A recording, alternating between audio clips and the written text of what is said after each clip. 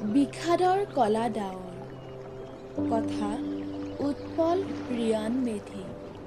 আবৃত্তি ভাস্বতী দেৱী। হিয়াৰ এখিলা উকা কাগজ জীৱনৰ প্ৰতিচ্ছবি হিচাপে লৈছিলোঁ, কিন্তু সেই উকা কাগজে এদিন মোৰ হৃদয়ত বিষাদৰ কলা ডাৱৰ হৈ চিৰদিনৰ বাবে অতীত হৈ হেৰাই গ'ল।